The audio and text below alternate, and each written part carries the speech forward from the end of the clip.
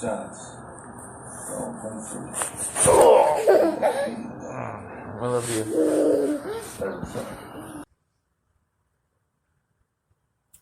Hello everybody. Today we will be doing an oil change on a 2015 GMC Acadia. I've got my oil drain plug right here, my oil filter, and my oil. Now I've got the 3.6 liter engine, which actually takes 6 quarts. This right here is 5 quarts. I've got one more quart that I'll be throwing in there with it. You can probably see these are actually the very cheap, probably cheapest you can buy. I think this is the Walmart brand SuperTech. It does great for me. I mean, it's obviously not the best, but it does fine for me. I do my oil changes, regularly when it's I'm pretty much on schedule. So it works fine for me, and I get to do the full synthetic. For all of this together probably costs about $25, and I do my own oil change.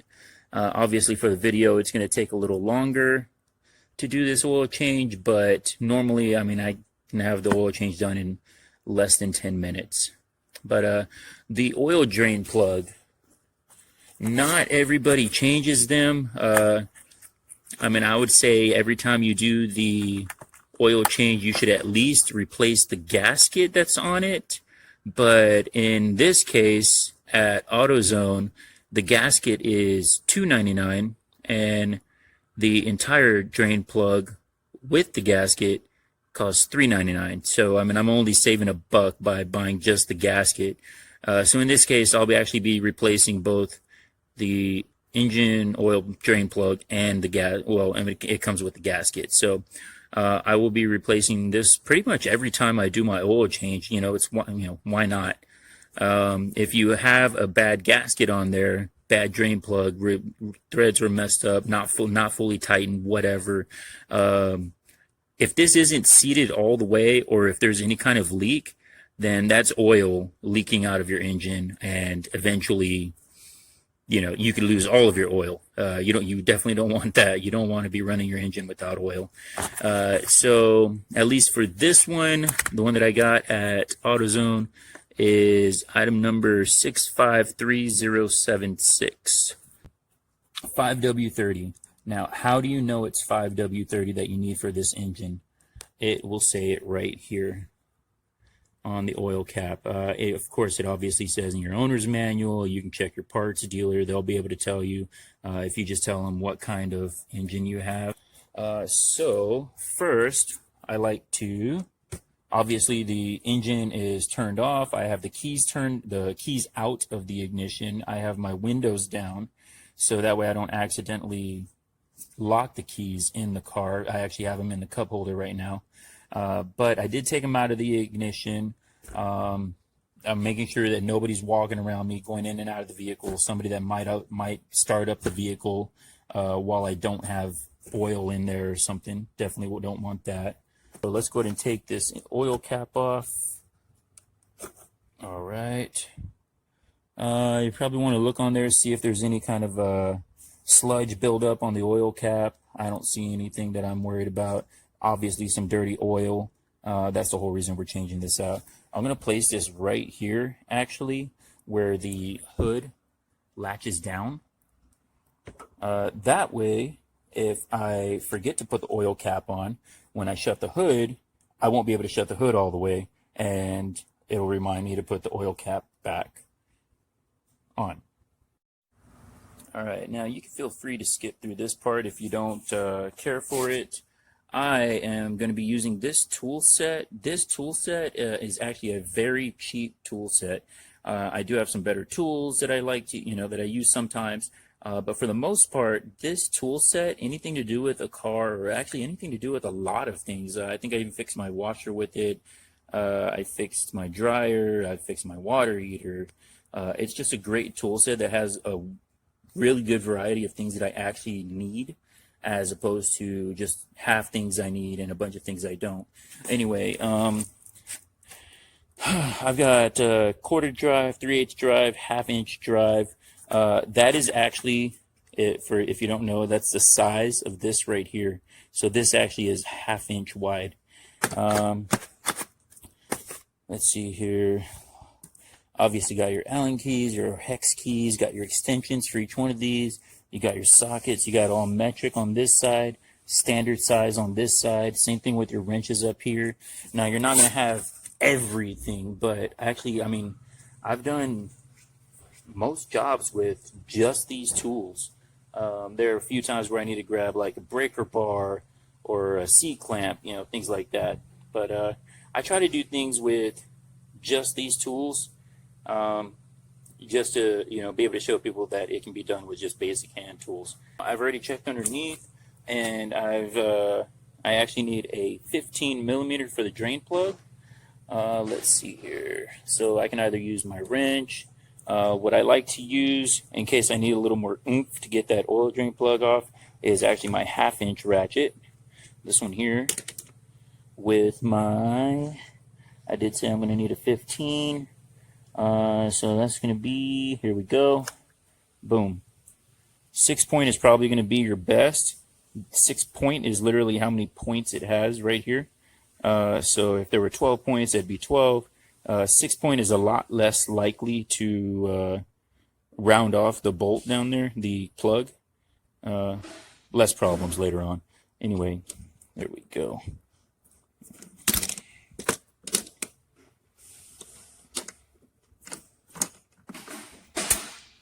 There we go. Don't forget about the little lock back there. You got to press that in. All right, now, one thing that I do want to point out is once we get down under the car, there may be 2 drain plugs. There's not always a drain plug for the transmission. Sometimes you just, you know, have to pull off the cover and let it drain there. Anyway, whole other thing there.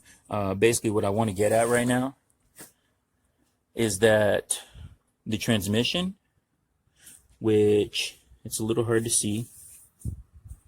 There's my cap right there for my transmission. It literally says transmission on it.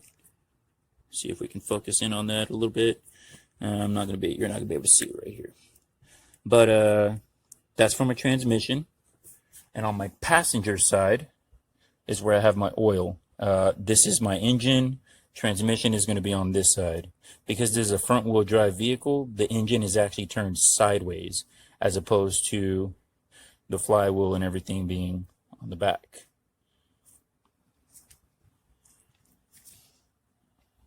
I've obviously got my oil drain pan here. All right. And let's see here. I've got, now,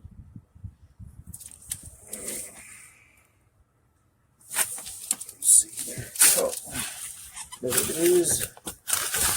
I'm going to move this out of the way. And there is my oil drain plug. Alright, so it's a little hard to do this while I'm holding my cell phone, so I'm going to go ahead and use my wrench to take that off. There we have the oil draining. I'm going to let it continue to drain, completely drain, until basically it's no longer dripping. Alright, now here is the old plug. Alright, I don't see any damage with it. Everything looks good on it. However, like I said, I actually am going to replace it. Now, is it okay to use the old one? I'd say, if you don't see any issues, you didn't see any leaking previously, and you don't see any, I don't know, tears, cracks, nicks, anything on the gasket, then sure, why not? Another thing that you want to look for is these are actually magnetic, so they will actually collect any metal shavings that are in the engine. Alright, so that's something you want to look for as well. And the oil as well, you want to look in there, see if you see anything that just shouldn't be in the oil. Obviously it's going to be dirty oil, it's not going to be the same color as the new oil that you're putting in. I know a lot of guys that do this. I don't see everybody do it, so I'm going to go ahead and show you. All right, now I'm going to take a little bit of oil. I'm just going to put it right in the cap there. All right, I've got my oil filter. I'm just going to take a little dab of oil, and I'm going to put it on the gasket of the new oil filter. All right, there we go. Boom. All right, got oil on the new gasket. I'm going to do that on the new drain plug as well, just for kicks. Let's see here. Typically, you've got enough oil down there by the drain plug that you don't really have to worry about it. But anyway, what this is going to do is it's going to make sure that the gasket slides whenever you're putting both of these on, whenever you're turning them on, and it doesn't bind up and it doesn't, get pushed out or anything. That way you have a good seal all the way around. Here we've got our oil drain plug back in installed. It doesn't have to be crazy tight. You just want to get it, I don't know, maybe hand tight, like a half turn. Just you definitely want it so it won't come out, but you don't have to, like, you don't want to overdo it. All right, I mean it's just holding the oil, not just, you don't want to say just, but it's holding the oil in. There's not too much pressure on that plug anyway. Obviously more than hand tight, wrench tight, but not crazy. All right, anyway, all right, so oil filter. We've got some oil on our gasket there. The oil filter is actually going to be right here in front of the engine. On this particular engine, it's right in front underneath the exhaust gas. The exhaust manifold. You want to be careful because if the engine's been running, that exhaust manifold is going to be very hot. So here we go. And also I want to point out that I actually have my drain pan, oil drain pan, right there underneath. I've done quite a few of these 3.6 liter. I used to do them daily. Now I just do it every 4 to 5 months on my own vehicle now. So anyway, I kind of had an idea of exactly where it needed to go. Now I'm just hoping I remember. Anyway, it's underneath there where I think it's going to catch the oil coming from the oil filter. It's not going to be a whole lot, but hopefully it catches it. Anyway, here we go. I'm going to reach down, I'm trying not to touch the, well, I guess actually my exhaust manifold isn't that hard. I have pre-loosened this. Sometimes you'll need, what do you call it? Some oil filter pliers. In my case, I usually do these hand tight, so they're usually pretty easy to get to take off. All right, now on this particular one, you want to try not to drop it, only because then you have to reach up into the bumper, try to find it, kind of thing. It's easy to find, but it's just a little bit of a hassle to get out if you drop it. So I'm barely holding on. There we go. You can see I actually caught most of the oil in there instead of it falling to the floor. So that whole oil thing earlier with the gaskets, a lot of times people will take the empty old oil filter and see how it has the oil. They'll just kind of kiss the gaskets together, and then boom, you've got oil on your filter. Anyway, I'm going to take this one. I'm going to set it there. Hope it doesn't fall over. I'm going to bring this out, and it looks like I only missed just a little bit. All right, good to go. So I'm going to dump this out. I'm going to set this here. All right. I'm going to place the new one. Now, it's going to be a little hard to do. If you need to, what you can do is actually you can reach down and just feel. You're looking for the spindle. You're going to feel the threads. I might actually be able to reach my phone down and get an image of it. Let's see. I can't even see my phone to see if I can see it.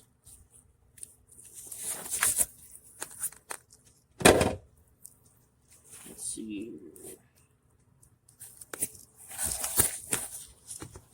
second. I'm going to have to reach down a little further.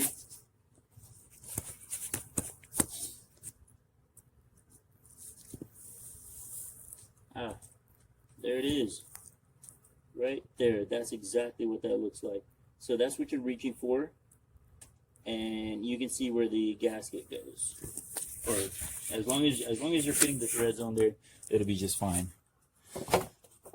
Now, another good reason for you know, like I said, some mechanics, they'll actually just take the old oil filter and they'll kiss the old gasket to the new gasket. One, that puts oil on it. Two, it also makes sure that you're not accidentally leaving the old gasket on the old, or I'm sorry, the old gasket from the old oil filter on the engine, because this can actually come off.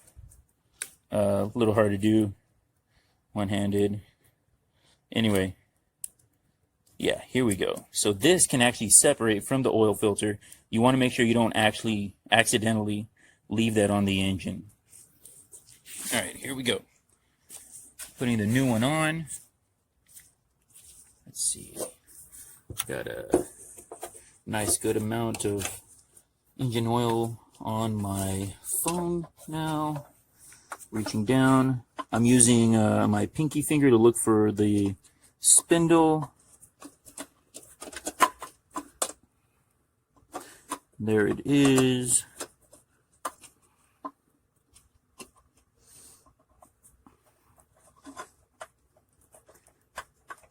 All right, now I'm spinning it clockwise, and it feels like the threads have caught. So I'm just tightening it, hand tight. I've seen guys put like spanner wrenches on this thing, and it's just you know, to tighten it. And what happens is the gasket ends up getting pushed out, and that's just not good. I've definitely seen oil spill from that.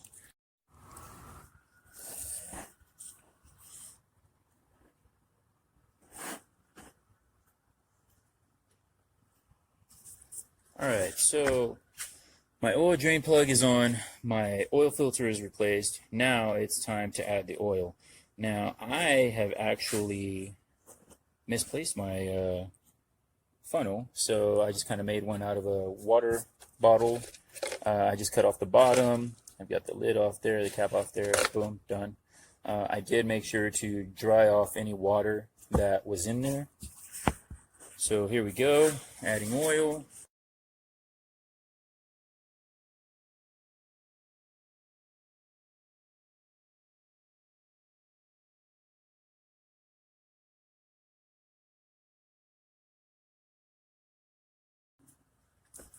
I'm going to check my oil level. There's my oil dipstick there. Oil dipstick. I'm going to wipe it off. Wipe it clean. There we go. It's clean. I'm going to put it back in all the way down. Pull it back out. There we go. So it looks full right now, even though I only did that about 5.5 quarts. But what we haven't done is we have not started the engine. And what starting the engine does is it will actually put oil in the oil filter. So the level that we just looked at right now is not accounting for the oil that needs to be inside of the oil filter. Right now the oil filter is empty. We need it to be full to get an accurate reading. So I've got my cap, taking my makeshift funnel out, putting my cap back on. Going to do a quick tool check just to make sure we didn't accidentally leave anything under the car, in the engine bay, wherever. So here we go. That goes there. This one's going to go here. This here. All right, now I am missing a couple tools. I'm missing this one here. I'm missing 2 bits there, 2 bits here. And I'm also missing this socket here. Now, so I already know that those aren't in the engine anywhere. All right, here we go. Oil drain plug, check. Engine oil filter, check. Oil in the engine, check. Oil cap on, check. Now we're going to go ahead and start it up. All right, key, ignition. All right, what we're looking for here, starting up. Now, I've got my engine oil light right here. Well, it was on. It turned off. Now, starting up, what we're checking for is to make sure that that engine oil light turns off. If it was on, that means we have either low oil pressure or no oil pressure. Typically, that can come from not having engine oil in the engine. There's also very many other reasons why it might not turn on, or might not turn off, rather. So it turned off. We're good. Engine oil pressure is up. We're good. Shutting it down. All right. All right. So checking our engine oil level again. Now that we have oil inside the engine and inside the oil filter, our oil filter is full. Now we can get an accurate reading. We're cleaning off the dipstick. We're inserting it again into the, what's it called? The oil dipstick tube. All right, pulling it out. Now, it may be hard to see, I'm not sure, but it's actually lower than it was before. It was up at that top line just before the hatches. Now it's down about 2 lines, or actually down to the low. So we're going to go ahead and add oil. You don't need to watch me do that. I'll skip that part. Okay, just finished adding my last half quart. Got a clean oil dipstick. Reinserting for the last time. Should be the last time. As long as you got a good oil level, then it's the last time. All right, here we go. You can actually see it right here, just between that second and third line there. So it's almost perfectly in between the 2 hash marks. So good to go. And not only that, but the oil actually looks a lot cleaner than when we first started. All right, thanks guys. So if you have any questions, feel free to comment. If you have any critiquing, I don't know, comments, if you want to critique what I did, maybe I should have done something better, definitely feel free to comment. Either way, definitely please like and subscribe. I don't know how many videos we'll have whenever I put this one up. It may be 1 or 2. I may wait a while and put this one up later. Either way, definitely please like, subscribe, and comment. Thanks.